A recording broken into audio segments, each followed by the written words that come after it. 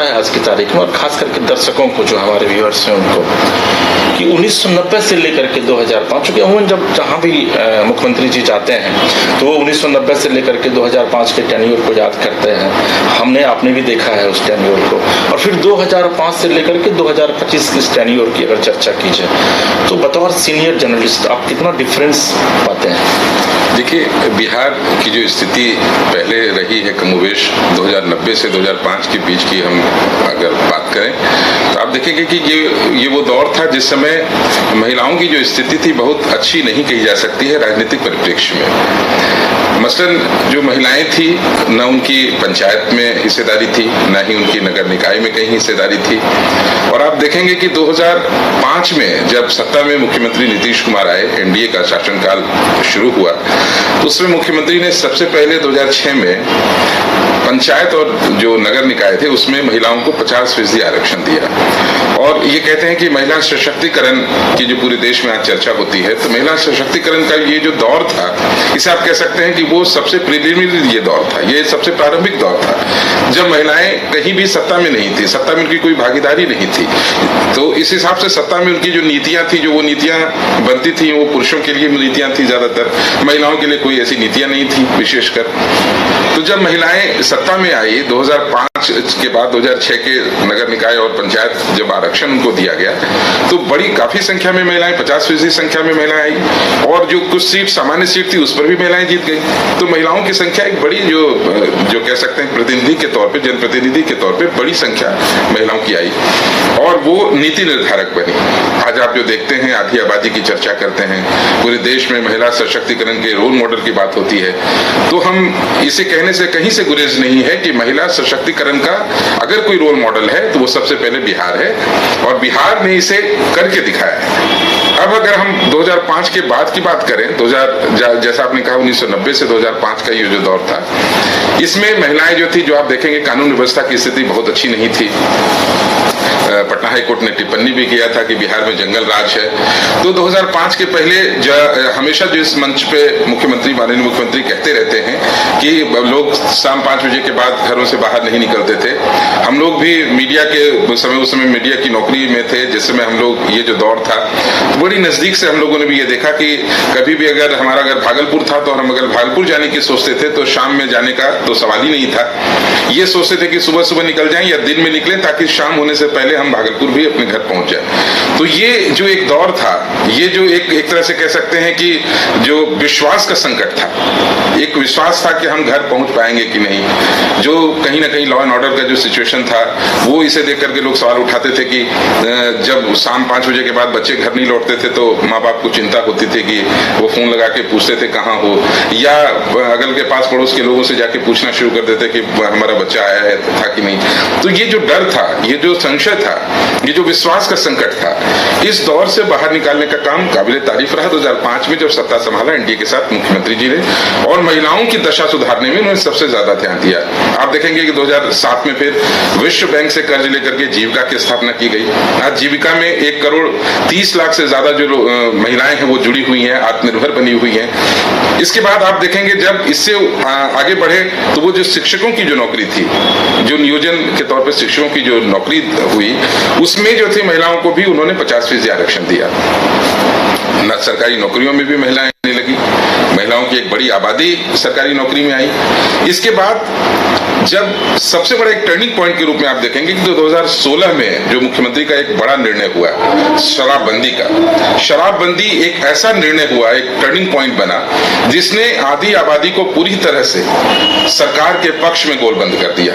आप कहेंगे कि ये कैसे हो सकता है, कैसे एक महिला है, क्योंकि एक शराबबंदी एक ऐसा निर्णय था जो महिलाओं की मांग पर ही मुख्यमंत्री जी ने किया। इससे पहले चुनाव में वो गए तो महिलाएं कहीं बोली कि अगर आप शराब रोक देते हैं मुख्यमंत्री जी तो महिलाएं हम लोग बहुत खुश होंगी। तो मुख्यमंत्री जी को लगा कि चलो बीच मंच से कहीं महिलाएं ये आवाज उठा रही हैं तो शराबबंदी वाकई में करना चाहिए। तो पहले प्राथमिक तौर पे जो थे शुरू में कुछ जगहों पे बंद हुआ, बाद में जो है धीरे धीरे सरकार को लगा कि नहीं अब इसको पूरी तौर पे बंद कर देना चाहिए।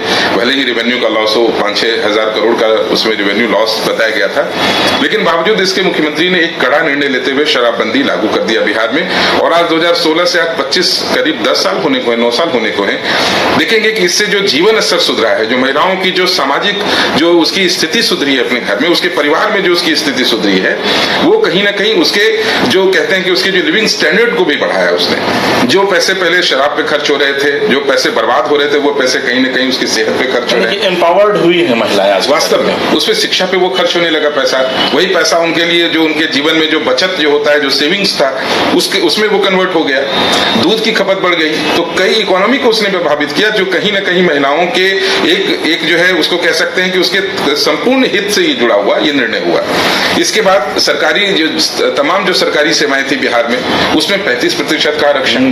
तो ये कह सकते हैं कि 100 में से तीसरी जो महिलाएं हैं उसकी नौकरी की गारंटी बिहार में हुई।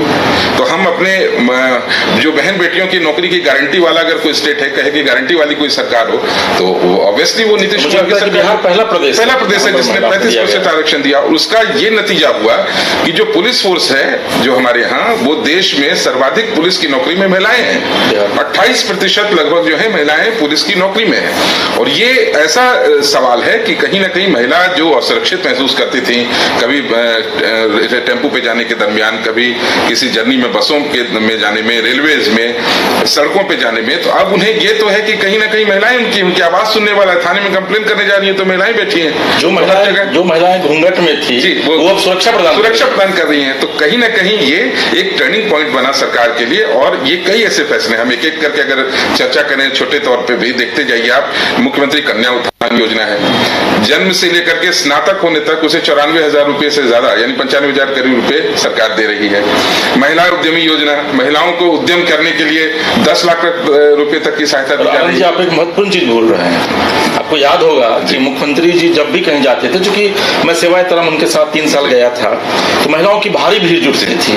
और वो मैं एक बार उनका इंटरव्यू किया था सेवाएं तरम में, तो उन्होंने कहा था कि आप देखिए कि आप मेरे साथ चल रहे हैं और देखिए कि साइकिल पर किस तरीके से जा रहे हैं। अभी मैं चर्चा करने जा रहा था साइकिल योजना पर। तो आप समझिए कि उसके रिसर्च को देखने के लिए, उस पर रिसर्च करने के लिए कई देशों के लोग आए, प्रतिनिधि आए, और उन्होंने ये बताया कि साइकिल योजना से कैसे जो महिलाओं की जो स्थिति है वो सुधरी है। जो लड़कियां हैं जो कल तक स्कूल जाने से हिचकिचाती थी, उसके गार्जियन नहीं भेजते थे क्योंकि जाने में एक दूरी थी स्कूल जाने आने के लिए।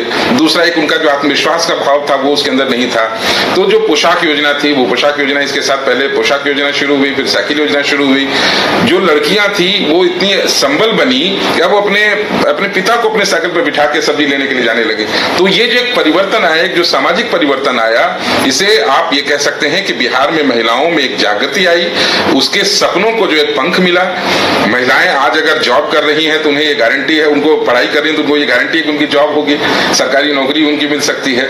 किसी भी आप राज्य में चले जाइए, जो महिलाओं के जो नौकरी का जो अभी लास्ट डेटा आप देखेंगे, उस डेटा में देखेंगे कि बिहार में जो नौकरी दी गई है उसकी संख्या बाकी जो टॉप जो 5 स्टेट्स हैं उसमें बिहार जो है वो तीसरे और दूसरे नंबर पर करीब अभी वो आ रहा है। धीरे धीरे बिहार अभी एक नंबर, जैसे जो दावे सरकार कर रही है उस हिसाब से देखें तो अगले 1 नंबर पर जा सकती है। तो इतनी संख्या में नौकरी देने वाला राज्य बिहार है। तो महिलाएं उसमें सबसे ज्यादा आबादी महिलाओं की है जो महिला ले जा रही है। तो आधी आबादी के लिए अगर कोई सोचने वाला विजनरी कोई नेता है, लीडर है, तो उस देश में नीतीश कुमार को उसमें नंबर 1 नेता के तौर पे देखा जा सकता है। इनके बाद ही कोई दूसरे नेता होंगे। तो महिलाओं को जुबान दिया, महिलाओं को आजादी दी, महिलाओं को संबल बनाया, महिलाओं को आत्मनिर्भर बनाया, महिलाओं को सशक्त बनाया, महिलाओं को उनकी जो प्रति व्यक्ति आय है, जो महिलाओं का जो आय है उसको बढ़ाया। तो ये कह सकते हैं कि ये तमाम ऐसी चीजें हैं जो कहीं ना कहीं सरकार के लिए एक जो चुनाव में जो है ये जीतने वाला जिताऊ ये मुद्दा है। और बिहार में आप देखेंगे नीतीश कुमार जी के साथ, मुख्यमंत्री जी के साथ जो सबसे बड़ा तबका है, जो जीत में उनकी बड़ी भूमिका निभाती है, वो महिलाएं हैं, आधी आबादी है। इसलिए वो हर हाल में आज भी देखेंगे जो निर्णय हुआ है 400 रुपए से जो दिव्यांगजन है जी, जो वृद्ध हैं, वृद्धजन हैं, जो विकलांग हैं, जो विधवा महिलाएं हैं, सभी लोगों को जो है 400 से सीधे 1100 रुपए उनकी जो है जो पेंशन की राशि है वो बढ़ा दी गई है। तो ये सरकार ये सोचती है कि उनके निर्णय से फायदा किस वर्ग को हो रहा है, किस वर्ग को जरूरत है उसके हिसाब से वो निर्णय हो रहा है। कोई अगर ये कहता है कि महिलाएं जो है आज की तारीख में महिलाएं जो है वो जितनी बातें की जाती हैं वो नहीं होती हैं, कई सवाल उठाते हैं विपक्ष। आज आप देखेंगे अभी उदाहरण दे रहे थे हम लोग कि विपक्ष के ये कह रहा है कि हम इससे कुछ नहीं होता, हम 1500 रुपए कर देंगे। आप 1500 नहीं 2000 5000 कर दीजिए, लेकिन ये अभी जिसने किया, जिस सरकार सरकार ने ये निर्णय लिया, उसने ये नहीं सोचा कि हम इसका फायदा किसको दे रहे हैं, उसने ये नहीं सोचा कि हम किसी जाति विशेष को इसका फायदा दे दें, उन्होंने ये नहीं सोचा कि इसमें भी एक तरह से हम जो है महिलाओं को दे दें और किसी वृद्धजन को दे दें या किसी वैसे जाति वर्ग को दे दें जिससे हमें वोट टर्नआउट में फायदा मिलेगा। तो ये कह सकते हैं कि ये निर्णय सरकार ने एक